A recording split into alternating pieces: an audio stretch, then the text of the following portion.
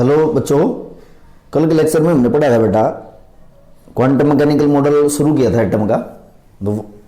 Quantum mechanical model of atom या wave mechanical model of atom भी बोलते हैं। मैंने बताया था ये जो मॉडल है इन दो कंसेप्ट के ऊपर बेस्ड है, de Broglie concept and Heisenberg uncertainty principle. इन दो कंसेप्ट के बेस पे quantum mechanical model of atom हम पढ़ रहे हैं। डी ब्रोगली कंसेप्ट आपको करवा दिया था। डी ब्रोगली कंसेप्ट में आपको बताया था कि जो वेवलेंथ होगी किसी भी जैसे पार्टिकल की, मेटेरियल पार्टिकल की, आप निकालोगे H/mv, इस फार्मूले से निकालोगे। दूसरा एक बताया था कि जब हम किसी चार्ज पार्टिकल को जैसे एक्सेलरेट करते हैं तो v पोटेंशियल डिफरेंस में, तो मैंने बताया था कि ये फार्मूला यूज़ करेंगे, lambda is equal to H/2em। और E क्या है? एनर्जी है। जैसे किसी चार्ज पार्टिकल को हम v पोटेंशियल डिफरेंस में एक्सेलरेट करवाते हैं तो E उसकी काइनेटिक एनर्जी है। और काइनेटिक एनर्जी किसके इक्वल होती है? इलेक्ट्रॉन वोल्ट के इक्वल होती है। तो इसकी जगह मैं ये भी लिख सकता हूँ, एनर्जी की जगह मैंने क्या लिख दिया? इलेक्ट्रॉन वोल्ट, क्योंकि जो काइनेटिक एनर्जी होगी वो इलेक्ट्रॉन वोल्ट के इक्वल होगी। यानी कि इस एनर्जी की जगह मैंने क्या लिख दिया? EV/m। ये दो फार्मूले इसमें यूज़ होते हैं, ये फार्मूला यूज़ करेंगे। जब इनकी वैल्यू पुट कर दी, H की वैल्यू, H की वैल्यू पुट कर दें, मास की वैल्यू इलेक्ट्रॉन इसमें पुट कर दें। इधर देखो, H की वैल्यू पुट कर दी और इसमें m की वैल्यू पुट कर दी, चार्ज की वैल्यू पुट कर दी इलेक्ट्रॉन के ऊपर, तो चार्ज ये फार्मूला बनाया था यहाँ से। तो इन फार्मूला के बेस पे ना हम कुछ क्वेश्चन करेंगे। जैसे क्वेश्चन है फर्स्ट, कुछ क्वेश्चन देखेंगे बेटा इन फार्मूला बेस्ड। तो कह रहा हूँ जैसे calculate the mass of photon. Photon आपको पता क्या है? क्वांटम को क्या बोलते हैं? जो सोर्स है लाइट का, वो लाइट एमिट करता है क्वांटा की फॉर्म में, और लाइट के केस में उसको फोटोन बोलते हैं। तो calculate the mass of photon with wavelength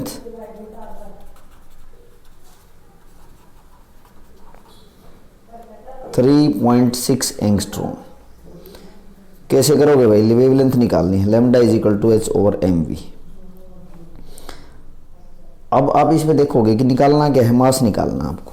तो मास निकालोगे तो निकालोगे mass is equal to H/λv। और यहाँ आपको वेवलेंथ बता रखी है कितनी? 3.6 एंगस्ट्रॉम। लैम्डा बता रखा है 3.6 एंगस्ट्रॉम। किसके इक्वल होगा? 3.6 इंटू 10⁻⁻10 मीटर। ये लैम्डा बता रखा है, क्योंकि एक एंगस्ट्रॉम में कितने मीटर होते हैं बेटा? 10⁻10 मीटर होते हैं। तो अब आप यहाँ से मास निकाल सकते हो किसका? फोटोन का। H की value 6.626 into 10⁻34 by lambda. Lambda कितना है?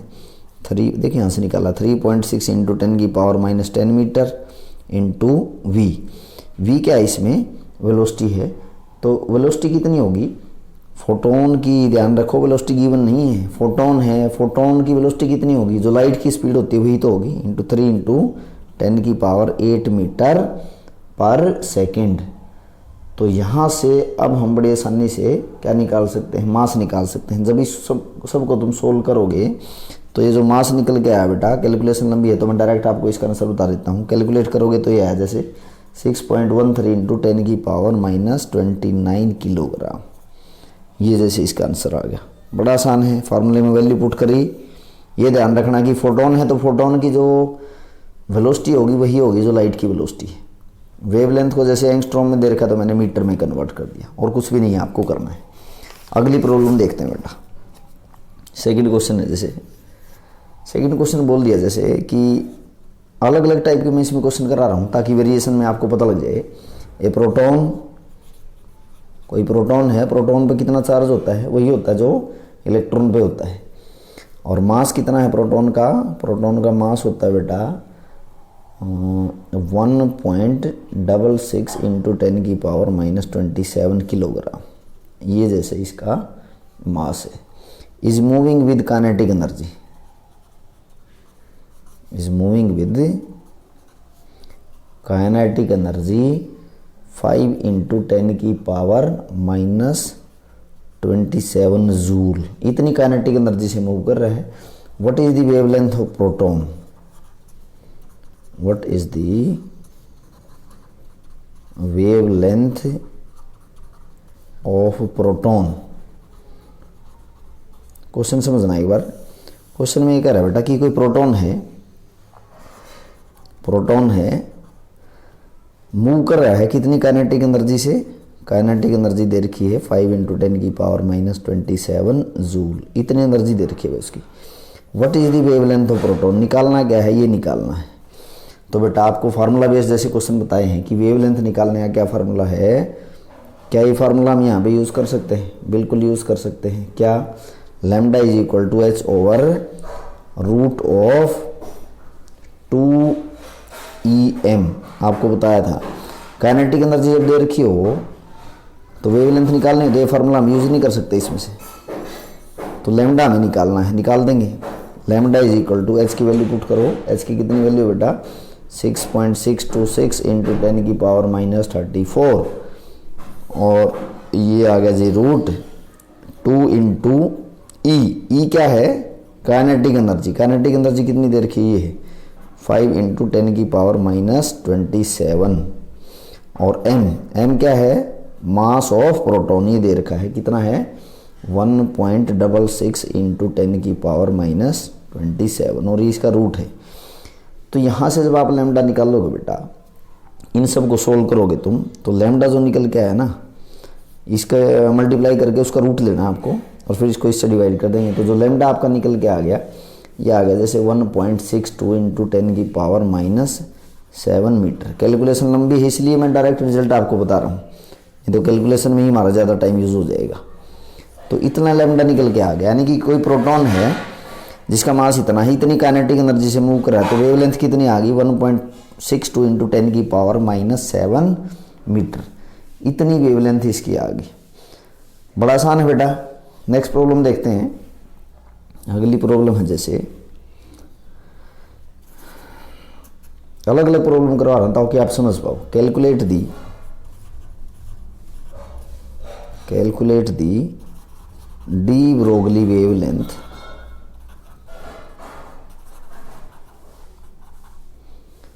Of an electron. कोई इलेक्ट्रॉन है, उसकी वेवलेंथ निकालनी है। ट्रैवलिंग का मतलब क्या है, मूव कर रहा है। Travelling eight 1% speed of light. कोई मूविंग इलेक्ट्रॉन है और मूविंग इलेक्ट्रॉन कितनी स्पीड से मूव कर रहा है, जो लाइट की स्पीड होती है ना, उसकी 1% स्पीड से मूव कर रहा है। तो हमें क्या निकालनी है, वेवलेंथ यहाँ से निकालनी है, निकाल देंगे।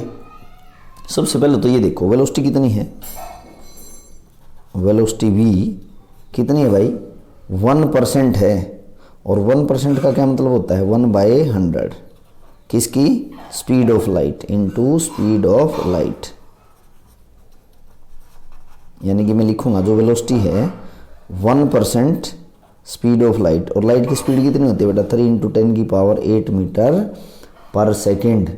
तो यहाँ से जो आपकी v निकल के आ गई, ये 10, इसको हम लिख सकते हैं 10⁻2 ऊपर आएगा तो साइन चेंज हो जाएंगे। तो यहाँ से मैं वेलोसिटी लिख सकता हूँ 3 × 10⁻6 मीटर पर सेकेंड, ये इसकी वेलोसिटी आ गई।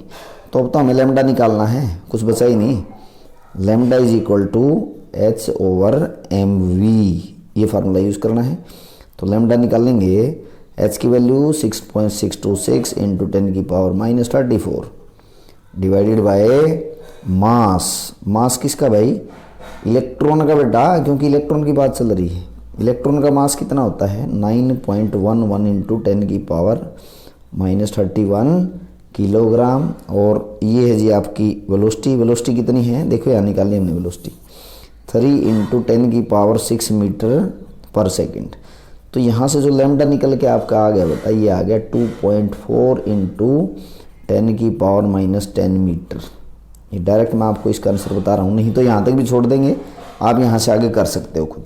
बड़ी आसान है, स्टेप बाय स्टेप चलो। क्या पूछा गया है, इलेक्ट्रॉन का मास नहीं दे रखा हो तो भी आपको अंडरस्टूड है, लाइट की स्पीड नहीं दे रखी तब भी आपको पता हो कि लाइट की स्पीड कितनी है, फोटोन की बात चल रही हो, फोटोन के केस में वही होती है स्पीड जो लाइट की स्पीड होती है। तो अगली प्रॉब्लम देखते हैं बेटा, एक नेक्स्ट प्रॉब्लम देखेंगे।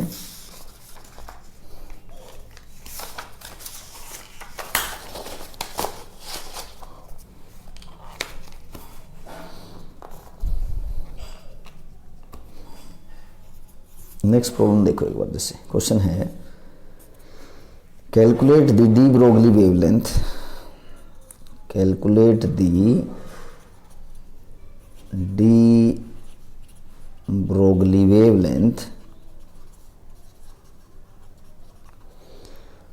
of an electron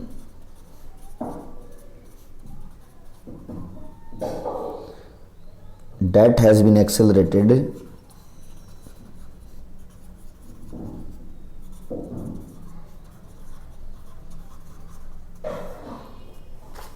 from rest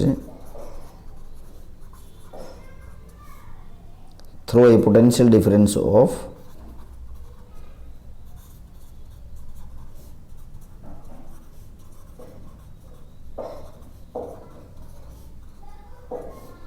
1 kilo volt.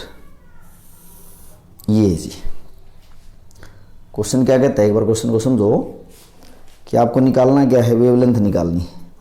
Calculate the de Broglie wavelength किसकी, इलेक्ट्रॉन की।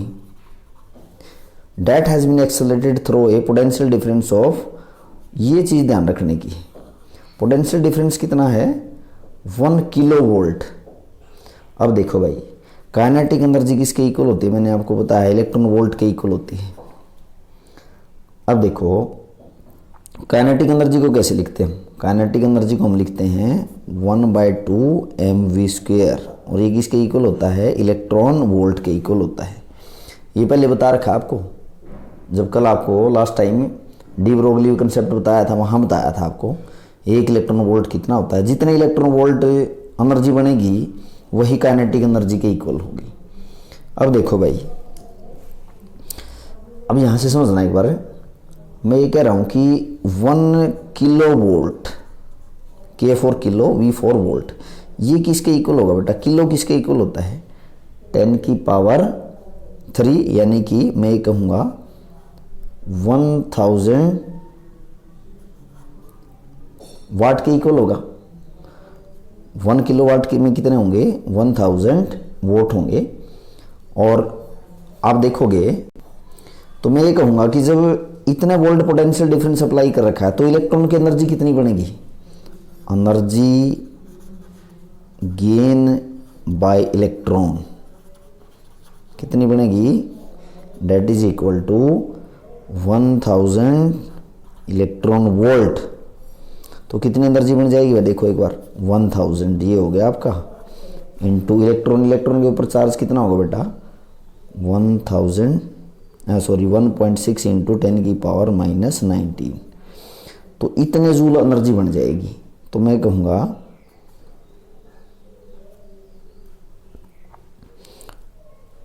1.6 इंटू 10⁻, ये 1000 है बेटा, 10⁻³ लिख सकते हैं।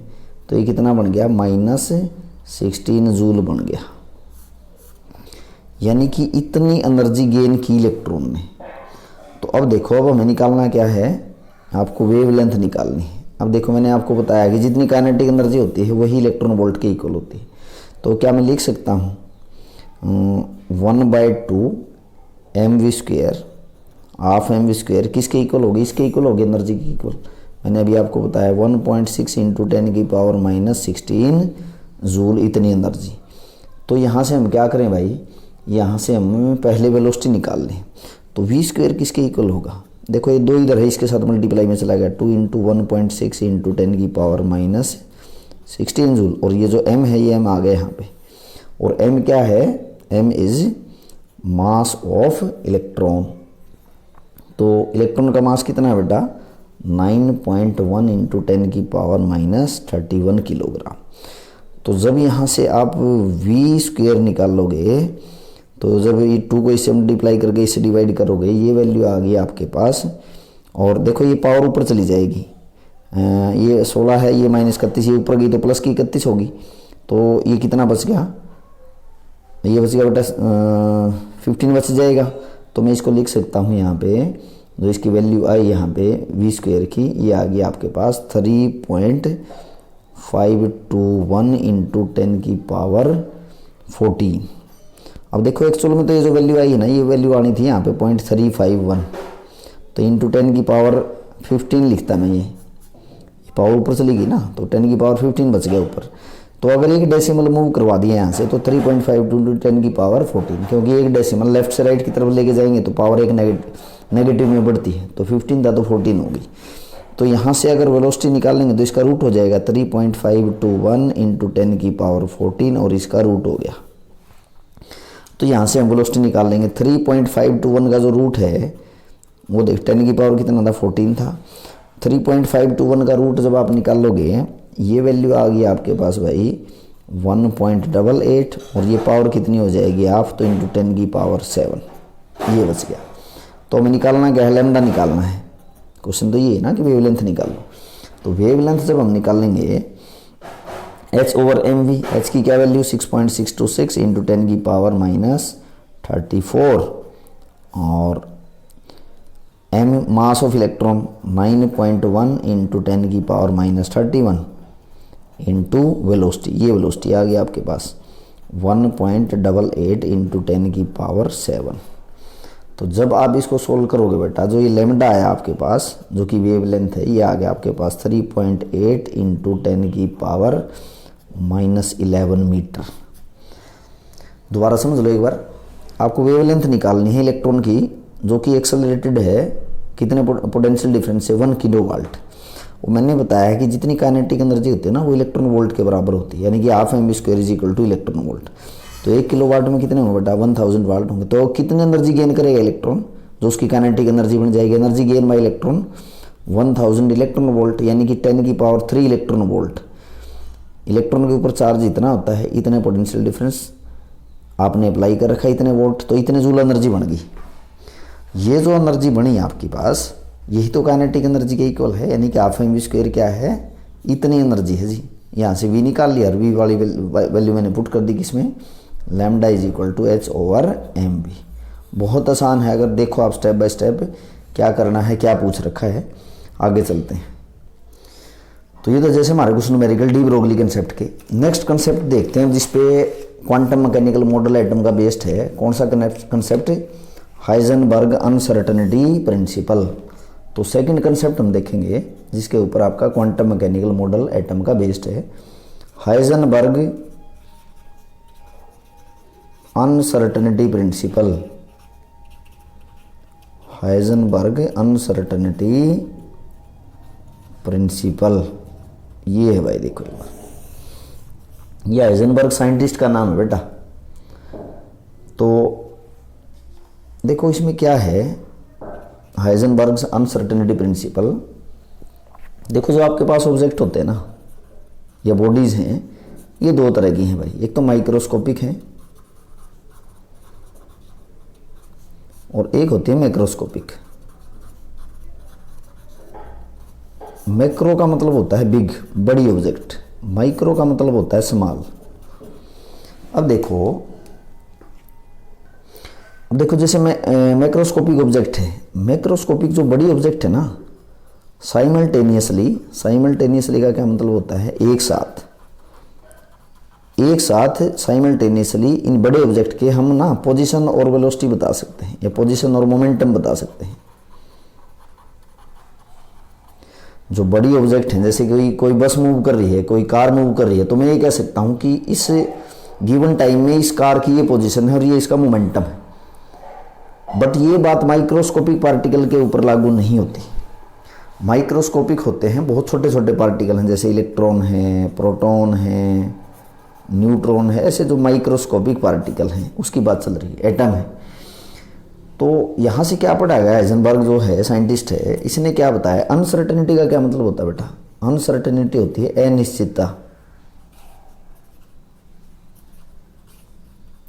डेफिनेट ना होना, अनसर्टेन रहना, मतलब कुछ उसमें अनसर्टेनिटी है, अनिश्चितता है।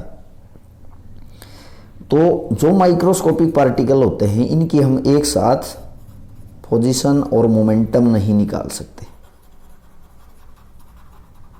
एक साथ हम क्या नहीं निकाल सकते, पोजीशन को मैं x से डिनोट कर रहा हूं और मोमेंटम को p से आप डिनोट करते हो। तो माइक्रोस्कोपिक जो पार्टिकल हैं एक साथ इनकी हम दोनों चीज सर्टेनिटी के साथ नहीं बता सकते। कौन कौन सी, पोजीशन और मोमेंटम। अगर ये डेफिनेट बताओगे तो इसमें कुछ ना कुछ अनसर्टेनिटी आ जाएगी, इसको डेफिनेट तौर पे बताओगे तो इसमें कुछ ना कुछ अनसर्टेनिटी आ जाएगी। ये तो बात समझाने की थी। अब डेफिनेशन देखो भाई, हाइजेनबर्ग अनसर्टेनिटी प्रिंसिपल क्या कहता है, इट इज इम्पॉसिबल, मतलब असंभव है ये, to measure simultaneously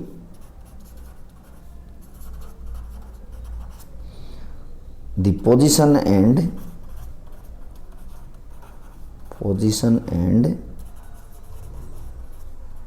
momentum of microscopic particle with absolute accuracy। Accuracy की जगह हम सर्टेनिटी भी कह सकते हैं। समझना बेटा एक बार इसको, इट इज़ इम्पॉसिबल, संभव नहीं है। क्या संभव नहीं है? मेजर हम कर पाए, क्या साइमल्टेनियसली होता है एक साथ, क्या क्या बेटा, एक तो पोजीशन और दूसरा मोमेंटम किसी भी माइक्रोस्कोपिक पार्टिकल का। और मैथमेटिकली हम इसको रिप्रेजेंट करते हैं delta x into delta P greater than equal to H over 4 pi. अब इसमें देखो भाई, डेल्टा एक्स क्या रिप्रेजेंट करता है? डेल्टा एक्स रिप्रेजेंट करता है अनसर्टेनिटी इन पोजीशन, क्योंकि एक्स को मैं पोजीशन डिनोट कर रहा हूँ। और डेल्टा पी क्या रिप्रेजेंट करता है? Uncertainty in momentum. ये है भाई, एच प्लैंक्स कांस्टेंट है और ये 4 पाई एक कांस्टेंट क्वांटिटी। आगे चलते हैं, इसको आगे बढ़ाएंगे। मैं क्या कह रहा हूँ, जो प्रोडक्ट है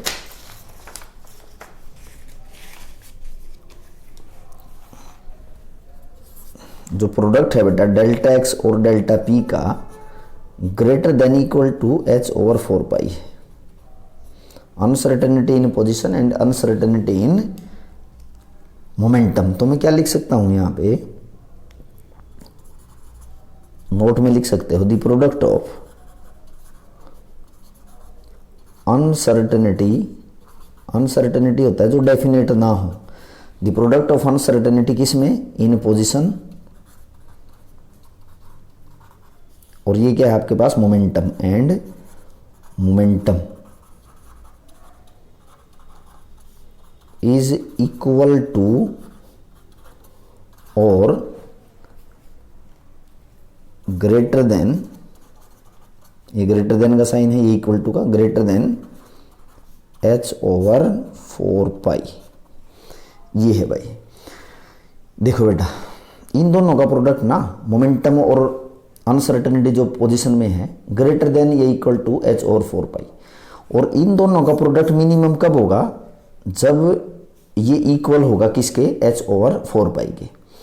न्यूमेरिकल्स में यही चीज़ आप क्या लिखोगे? न्यूमेरिकल्स जब आप निकालोगे ना अनसर्टेनिटी प्रिंसिपल के, तो इसमें मैं लिखूंगा delta x into delta p that is equal nearly equal to H over 4 pi.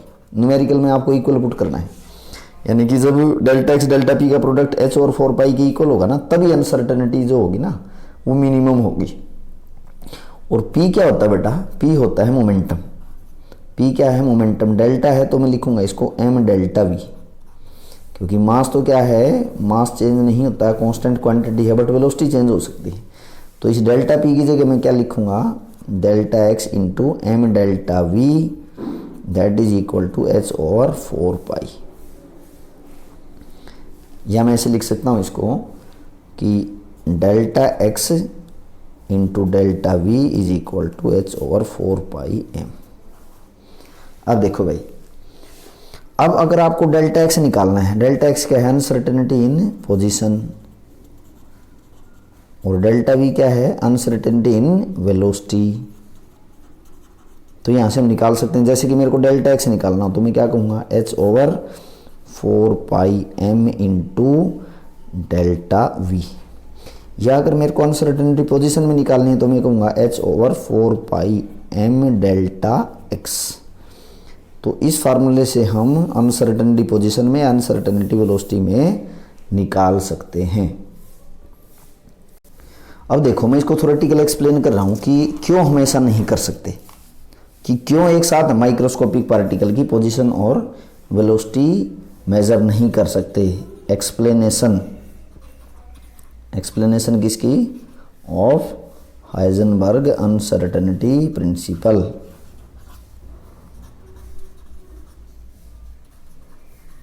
Heisenberg uncertainty principal को मैं अब ना थ्योरेटिकल एक्सप्लेन कर रहा हूँ, एक एग्जांपल लेके आपको समझा रहा हूँ कि कैसे हम इसको एक साथ दोनों चीज़ हम इसको मेजर नहीं कर सकते।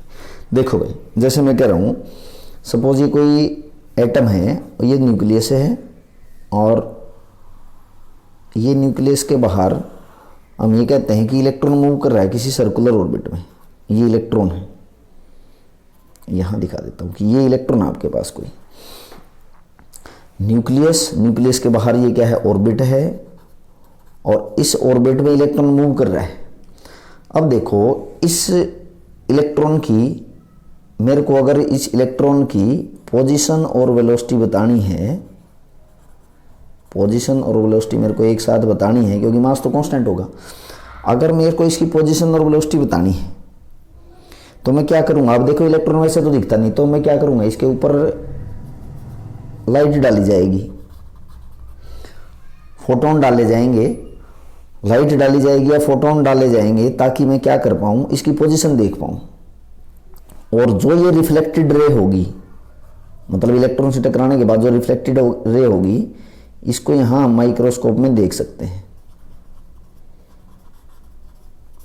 तो ऐसे करके, यानी कि इलेक्ट्रॉन की पोजीशन देखनी है ना एटम के बाहर, तो हम क्या करेंगे? लाइट नहीं यूज करनी पड़ेगी, फोटोन यूज करने पड़ेंगे किसी पार्टिकुलर फ्रीक्वेंसी या वेवलेंथ के।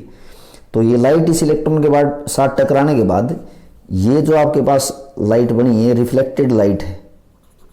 This is reflected light. Reflected light आप देखोगे माइक्रोस्कोप में तो इलेक्ट्रॉन की पोजीशन बता पाओगे। इंसिडेंट लाइट है, इलेक्ट्रॉन के साथ टकराई, ये रिफ्लेक्टेड लाइट है, क्योंकि लाइट हमें यूज करनी पड़ेगी किसी पार्टिकुलर फ्रीक्वेंसी या किसी पार्टिकुलर वेवलेंथ की। अब देखो भाई, ऑप्टिक्स का एक प्रिंसिपल है, ऑप्टिक्स लाइट के लिए यूज करते हैं बेटा। ऑप्टिक्स का क्या प्रिंसिपल है ये समझो एक बार। अगर हमें किसी जैसे इस पार्टिकल की पोजीशन में एक्यूरेसी पता करनी है ना, तो ये डिपेंड करेगी लाइट आपने किस वेवलेंथ की यूज की है। यानी कि मैं कह सकता हूं कि accuracy in the position will depend on wavelength of light used, wavelength of light used।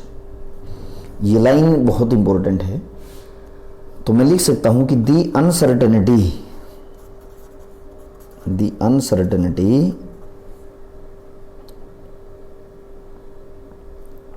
in position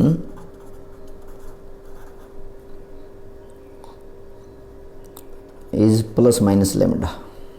ये चीज़ ध्यान रखना भाई। ऑप्टिक्स लाइट के लिए, ये ऑप्टिक्स वर्ड लाइट के लिए यूज होता है।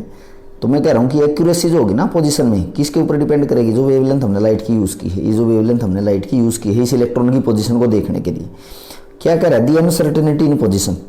अनसर्टेनिटी पोजीशन पे किसके इक्वल है भाई? प्लस माइनस लैम्डा, यानी कि वेवलेंथ पे डिपेंड करेगी। अब देखो भाई, आप ये पढ़ के आए हो कि जो C is equal to nu lambda होता है ना, ये पढ़ के आए हम, C is equal to nu lambda. अब देखो जी, अगर मैं ये कह रहा हूं कि frequency is equal to C by lambda, यहां से देखना फ्रीक्वेंसी इनवर्सली प्रोपोर्शनल है ना लैम्डा के, यानी कि स्मॉल वेवलेंथ अगर होगी, स्मॉल वेवलेंथ की फ्रीक्वेंसी क्या होगी? ज़्यादा होगी। इनवर्सली प्रोपोर्शनल है ना, उल्टा प्रोपोर्शनल है। ये छोटा होगा तो ये बड़ा हो जाएगा, यानी इसकी वैल्यू छोटी होगी तो इसकी वैल्यू बड़ी हो जाएगी, और ये बड़ी वैल्यू होगी तो इसकी वैल्यू स्मॉल हो जाएगी। स्मॉल वेवलेंथ की लाइट यूज़ करेंगे तो फ्रीक्वेंसी क्या होगी? ज़्यादा। और फ्रीक्वेंसी अगर ज़्यादा होती है तो एनर्जी क्या होती है बेटा? एनर्जी ज़्यादा ही होती है। लाइट की जो फ्रीक्वेंसी ज़्यादा यूज़ करोगे तो उसकी एनर्जी ज़्यादा होगी, कम फ्रीक्वेंसी की लाइट या जो कलर है उसकी एनर्जी क्या होगी, कम होगी। अब देखो भाई नेक्स्ट पेज पे इसको समझाता हूँ।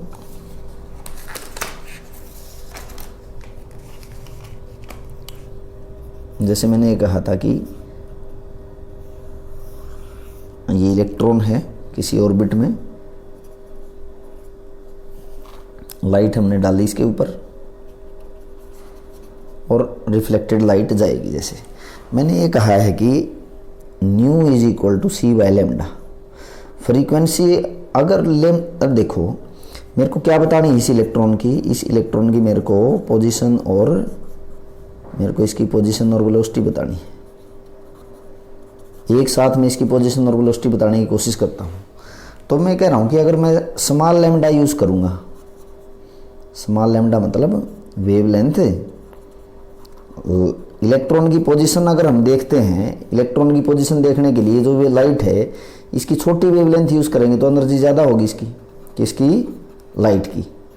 एनर्जी अगर ज़्यादा होगी तो वो लाइट एनर्जी ये इलेक्ट्रॉन गेन कर लेगा और ये इलेक्ट्रॉन एनर्जी गेन करते ही इसकी वेलोसिटी में चेंज आ जाएगा बहुत ज़्यादा।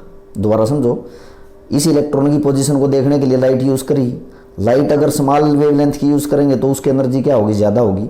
वो एनर्जी कौन गेन करेगा, इलेक्ट्रॉन एनर्जी गेन करते ही उसकी वेलोसिटी क्या होगी, बदल जाएगी।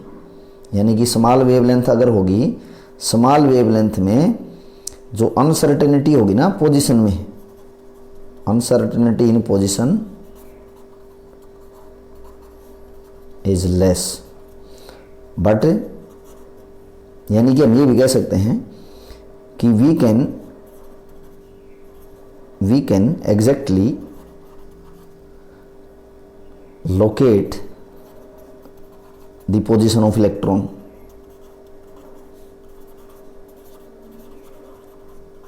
बट पोजीशन में एक्यूरेसी आएगी तो but uncertainty in velocity is high,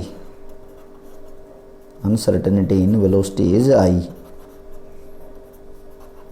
दोबारा समझो बेटा, लाइट यूज करी इस इलेक्ट्रॉन की पोजीशन देखने के लिए, छोटी वेवलेंथ या ज़्यादा फ्रीक्वेंसी की लाइट यूज़ करेंगे तो इलेक्ट्रॉन की पोजीशन तो बता दी, बट ये एकदम ये एनर्जी गेन करते ही इसकी वेलोसिटी बदल जाएगी, बहुत ज़्यादा वेलोसिटी के साथ ही मूव करना शुरू करेगा और उस वेलोसिटी को हम एग्जैक्ट बता नहीं सकते, यानी कि उसमें अनसर्टेनिटी बहुत ज़्यादा आ जाएगी। ये तो था पहला केस। अब देखो भाई, लार्ज वेवलेंथ, अगर लैम्डा हमने ज़्यादा बड़ा यूज़ कर लिया, लैम्डा बड़ा यूज़ किया तो इसकी एनर्जी क्या होगी, स्मॉल एनर्जी। अब लार्ज वेवलेंथ का लैम्डा यूज़ करेंगे ना तो पोजीशन जो अनसर्टेनिटी है, यानी कि इस इलेक्ट्रॉन की पोजीशन, लैम्डा लाइट जो हम यूज़ कर रहे हैं बड़ी वेवलेंथ का यूज़ करेंगे तो इसकी इलेक्ट्रॉन की पोजीशन एग्जैक्ट नहीं बता सकते, पोजीशन एग्जैक्ट नहीं बता सकते। तो मैं लिखूंगा स्मॉल एनर्जी का होगा but there is uncertainty in position, electron की पोजीशन में अनसर्टेनिटी आ जाएगी। और बड़े वेवलेंथ का अगर आपने लाइट यूज़ करी है तो उसकी एनर्जी कम होगी, एनर्जी कम होगी जब इसके साथ इलेक्ट्रॉन के साथ टकराएगी तो इसकी वेलोसिटी पे बहुत ज़्यादा चेंज नहीं डालेगी। तो हम ये कहेंगे अनसर्टेनिटी वेलोसिटी में क्या होगी, कम हो जाएगी। पोजीशन में अनसर्टेनिटी ज़्यादा होगी तो वेलोसिटी में कम, और वेलोसिटी में अनसर्टेनिटी ज़्यादा है तो पोजीशन में कम हो जाएगी। वो डिपेंड करेगा लाइट किस वेवलेंथ या किस फ्रीक्वेंसी की आप यूज़ कर रहे हो। तो मैं कह रहा हूँ स्मॉल एनर्जी है, large wavelength small energy but there is uncertainty in position and there is more accuracy in velocity. यानी कि हम ये कह सकते हैं बेटा, एक समय में हम एक ही चीज़ एग्जैक्ट बता सकते हैं, या तो हम पोजीशन बता सकते हैं और या वेलोसिटी बता सकते हैं। वी रिप्रेजेंट वेलोसिटी, यानी कि जो माइक्रोस्कोपिक पार्टिकल हैं या तो हम उसकी एक टाइम में पार्टिकुलर पोजीशन बता सकते हैं और या उसकी वेलोसिटी बता सकते हैं। दोनों चीज़ एक साथ एग्जैक्ट साइमल्टेनियसली हम एग्जैक्ट तौर पे नहीं बता पाएंगे। अगर इसको आप डेफिनेट तौर पे बताओगे तो इसमें कुछ ना कुछ अनसर्टेनिटी आ जाएगी, इसमें कुछ आप सर्टेनिटी के साथ बताओगे तो इसमें अनसर्टेनिटी आ जाएगी। और बताया आपको इन दोनों का जो प्रोडक्ट है एम डेल्टा वी किसके इक्वल होगा, एच ओवर 4 पाई के इक्वल होगा। ये है भाई हाइजेनबर्ग अनसर्टेनिटी प्रिंसिपल। अब इसका सिग्निफिकेंस क्या है, देखो एक बार सिग्निफिकेंस और समझो इसका। Significance of Heisenberg uncertainty principal, जैसे हमने डी ब्रोगली कंसेप्ट नहीं पढ़ा था, डी ब्रोगली कंसेप्ट किसके लिए एप्लीकेबल था, माइक्रोस्कोपिक पार्टिकल के लिए। ऐसे ही जो हाइजेनबर्ग अनसर्टेनिटी प्रिंसिपल है, हाइजेनबर्ग अनसर्टेनिटी प्रिंसिपल, ये भी माइक्रोस्कोपिक पार्टिकल के लिए ही एप्लीकेबल है। क्यों ऐसा है आप देखोगे एक बार। जैसे मैं लिख रहा हूं कि delta x into delta v is equal to H over 4 pi m. देखो भाई, जिसका मास समाल होगा ना, जिसका मास समाल होगा यानी कि माइक्रोस्कोपिक पार्टिकल है, जैसे कि इलेक्ट्रॉन प्रोटॉन, जिसका मास बहुत कम है, जिसका मास बहुत कम होगा उसका डेल्टा एक्स और डेल्टा वी जो ये है, स्मॉल जो ऑब्जेक्ट रहेंगे, छोटे ऑब्जेक्ट जो होंगे, तो जो माइक्रोस्कोपिक पार्टिकल हैं जिनका मास बहुत स्मॉल होगा, उसमें आप देखोगे कि डेल्टा एक्स और डेल्टा वी का जो प्रोडक्ट होगा ना, इसकी जो वैल्यू आएंगी वो मेजरेबल होंगी, यानी कि उन्हीं का सिग्निफिकेंट है। इसको ऐसे समझो कि जैसे मैं कह रहा हूँ कि कोई गाड़ी मूव कर रही है, आप उसके ऊपर लाइट डाल दोगे, तो जो गाड़ी मूव कर रही है उसके ऊपर लाइट डालने से, क्या लाइट डालने से गाड़ी की वेलोसिटी बदल जाएगी? नहीं बदलेगी। तो जो मैक्रोस्कोपिक पार्टिकल हैं, बड़े पार्टिकल, उनका जो डेल्टा एक्स और डेल्टा वी का प्रोडक्ट है ये मेजरेबल नहीं। आप तो ये भी कह सकते हो कि अगर आप ये डेल्टा एक्स निकालो जैसे बड़ी ऑब्जेक्ट के लिए, डेल्टा वी निकाल लो, वो इनकी वैल्यू इतनी कम आएगी जिसका कोई सिग्निफिकेंस नहीं है। तो जो हाइजेनबर्ग अनसर्टेनिटी प्रिंसिपल है, इसका सिग्निफिकेंस सिर्फ माइक्रोस्कोपिक पार्टिकल के लिए ही है। इसी से रिलेटेड एक टॉपिक और देखेंगे। जैसे कई बार ये क्वेश्चन पूछ लिया जाता है कि why electron can not exist in nucleus, electron can not exist in nucleus. जैसे कोई ये क्वेश्चन पूछ ले आपसे, जी भाई इलेक्ट्रॉन न्यूक्लियस में क्यों नहीं पाया जाता, न्यूक्लियस के बाहर ही क्यों पाया जाता। जैसे हम ये कहते हैं ये न्यूक्लियस है और न्यूक्लियस के बाहर जैसे ये ऑर्बिट है और यहाँ इलेक्ट्रॉन मूव कर रहा है, भाई ये इलेक्ट्रॉन न्यूक्लियस में क्यों नहीं पाया जाता। इसका आंसर यहाँ मैं बता रहा हूँ कि why electron can not exist in nucleus. अब देखो हम फार्मूला पढ़ के आए हैं, delta x into delta p is equal to H over 4 pi. जो साइज होता है ना न्यूक्लियस का, साइज ऑफ न्यूक्लियस इस ऑर्डर में होता है 10 की पावर -15 मीटर। अब मैं कह रहा हूं कि suppose electron exist in nucleus. अगर ऐसा मान ले कि इलेक्ट्रॉन न्यूक्लियस में पाया जाता है, तो इसका साइज कितना बड़ा है, 10 की पावर -15 मीटर। तो इलेक्ट्रॉन इतने बड़े साइज में तो कहीं भी हो सकता है, यहाँ भी हो सकता है, यहाँ भी हो सकता है। तो सोच के बताना कि इतने बड़े साइज के न्यूक्लियस में जिसका कितना साइज है इतना, तो इलेक्ट्रॉन की जो पोजीशन होगी उसमें अनसर्टेनिटी कितनी आएगी, जितना इसका साइज है। तो यह मैं कहूँगा कि अनसर्टेनिटी न्यूक्लियस में कितनी होगी, uncertainty in position of electron in nucleus कितनी हो जाएगी भाई, जो न्यूक्लियस का साइज है वही तो हो जाएगी, that is delta x is equal to 10 की पावर -15 मीटर। क्योंकि इतने बड़े साइज में तो इलेक्ट्रॉन की पोजीशन कहीं भी हो सकती है किसी टाइम पे। तो अगर जितना बड़ा साइज है न्यूक्लियस का, तो जो पोजीशन में अनसर्टेनिटी होगी उतनी ही तो हो जाएगी। तो मैं यहाँ से अनसर्टेनिटी निकाल लूँ किस में, वेलोसिटी में। देखो कैसे निकाल लेंगे।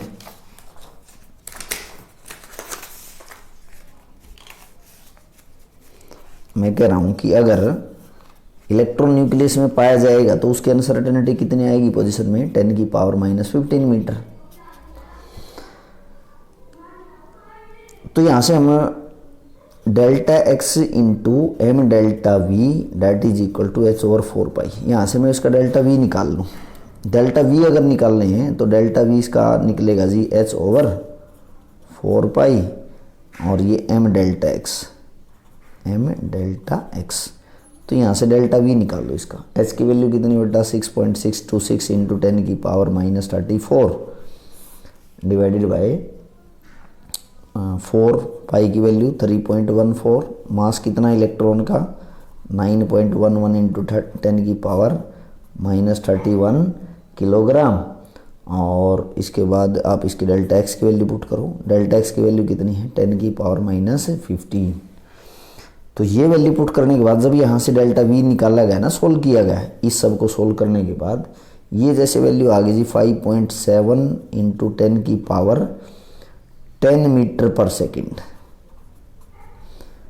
तो अनसर्टेनिटी वेलोसिटी में कितनी आई, इतनी आ गई। क्या आप देख के बता सकते हो कि ये जो अनसर्टेनिटी वेलोसिटी में आई कि ये लाइट की स्पीड से ज़्यादा है? बिल्कुल। ये जो value I this is greater than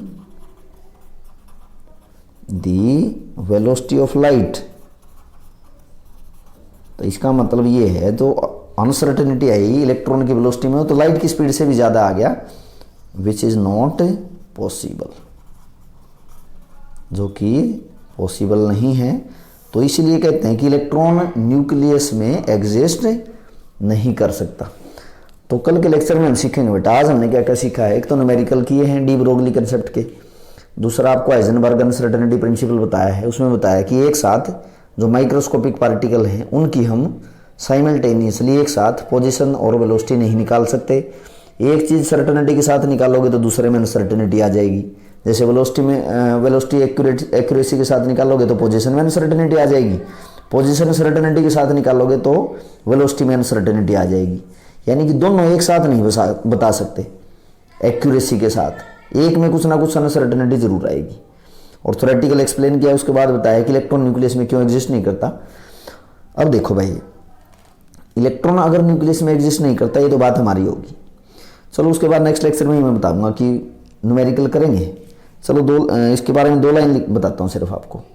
अब ये कैसे हैं कि जैसे हाइजेनबर्ग अनसर्टेनिटी प्रिंसिपल है, हाइजेनबर्ग अनसर्टेनिटी प्रिंसिपल में हमने क्या सीखा है कि इलेक्ट्रॉन की एक साथ हम पोजीशन और वेलोसिटी नहीं बता सकते। तो इसका मतलब जो बोर का पोस्टुलेट था बोर मॉडल में क्या पढ़ा था, सर्कुलर ऑर्बिट्स पढ़े थे बेटा हमने, सर्कुलर ऑर्बिट्स पढ़े थे। और अगर ऑर्बिट सर्कुलर हो गए ना तो पाथ डिफाइन हो गया इलेक्ट्रॉन का, पाथ डिफाइन हो गया किसका, इलेक्ट्रॉन का। यानी मैं ये कह रहा हूं कि अगर ये न्यूक्लियस हो गया और न्यूक्लियस के बाहर ये कोई ऑर्बिट है और इस ऑर्बिट में इलेक्ट्रॉन मूव कर रहा है और ऑर्बिट को सर्कुलर बता दिया, ऑर्बिट सर्कुलर अगर कह दिया तो इसका मतलब आपने इस इलेक्ट्रॉन का पाथ डिफाइन कर दिया, एग्जैक्ट बता दिया भाई इसका पाथ।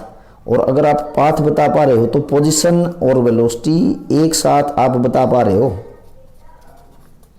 मतलब बोहर मॉडल में क्या बताया गया था, न्यूक्लियस के बाहर क्या है, सर्कुलर ऑर्बिट है।